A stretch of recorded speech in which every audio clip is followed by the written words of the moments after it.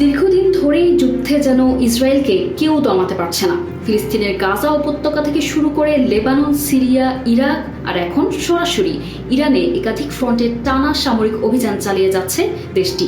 এত দীর্ঘ সময় ধরে এত বিস্তৃত পরিসরে যুদ্ধ চালিয়ে যাওয়া শুধু কৌশল বা সামরিক সক্ষমতার প্রশ্ন নয়, এর পেছনে রয়েছে বিপুল অস্ত্র ভাণ্ডার ও নিরবিচ্ছিন্ন সরবরাহ ব্যবস্থা। তাই স্বাভাবিকভাবেই প্রশ্ন উঠছে, এই বিপুল যুদ্ধযন্ত্র সচল রাখতে ইসরায়েল এত অস্ত্র পায় কোথা থেকে? এই প্রশ্নের উত্তর খুঁজতে গেলে ফিরে যেতে হয় 1967 সালের আরব ইসরায়েল যুদ্ধের পরবর্তী সময়ে, যখন ইসরায়েল বৃহৎ পরিসরে নিজস্ব অস্ত্রশিল্প গড়ে তোলার উদ্যোগ নেয়। যুক্তরাষ্ট্রের সহায়তায় অল্প কয়েক বছরের মধ্যেই দেশটি আধুনিক সামরিক প্রযুক্তিতে শক্তিশালী শিল্পভিত্তি তৈরি করে, যা সময়ের সঙ্গে আরও বিস্তৃত ও উন্নত হয়েছে। বর্তমানে আকাশ প্রতিরক্ষা ব্যবস্থা, যুদ্ধ বিমান, ড্রোন, ক্ষেপণাস্ত্র, ট্যাঙ্ক, সাইবার যুদ্ধ প্রযুক্তি থেকে শুরু করে স্যাটেলাইট পর্যন্ত নানা ধরনের সামরিক সরঞ্জাম উৎপাদনের তাদের বিশেষ দক্ষতা রয়েছে। এই খাতে স্বনির্ভরতা অর্জনের লক্ষ্যে ইসরায়েল ধারাবাহিকভাবে বিনিয়োগ বাড়াচ্ছে। আর সেই ধারাবাহিকতায় প্রধানমন্ত্রী বেনিয়ামিন নেতানিয়াহু সম্প্রতি আগামী 10 বছরে $110 বিলিয়ন বিনিয়োগের ঘোষণা দিয়েছেন, যা দেশটির সামরিক সক্ষমতাকে আরও শক্তিশালী করার বড় ইঙ্গিত বহন করে। নগদ নিয়ে এলো হার না মানা হার অফার। সর্বনিম্ন 10,000 টাকা রেমিটেন্স নগদে পাঠালে থাকছে স্বর্ণের হার জেতার সুযোগ।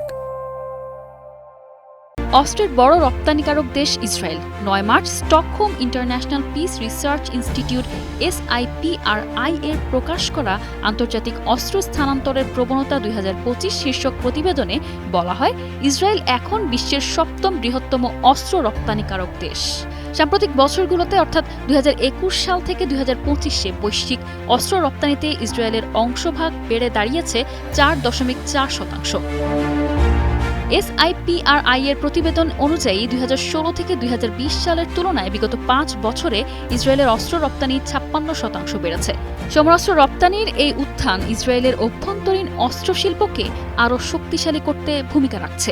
ইসরায়েল এখন যেসব অস্ত্র উৎপাদন ও রপ্তানি করে তার মধ্যে সবচেয়ে গুরুত্বপূর্ণ হল আয়রন ডোম, ডেভিড স্লিং, অ্যারোর মতো অত্যাধুনিক আকাশ প্রতিরক্ষা ব্যবস্থা। বিশ্বে এই সামরিক প্রতিরক্ষা ব্যবস্থার চাহিদা ব্যাপক।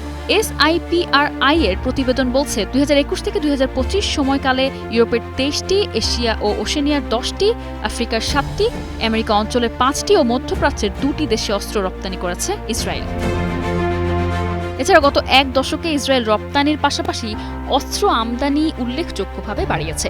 2016 থেকে 2020 সালের তুলনায় 2021 থেকে 2025 সালে ইসরায়েলের অস্ত্র আমদানি বেড়েছে 12%। ইসরায়েলকে সবচেয়ে বেশি অস্ত্র দেয় যুক্তরাষ্ট্র।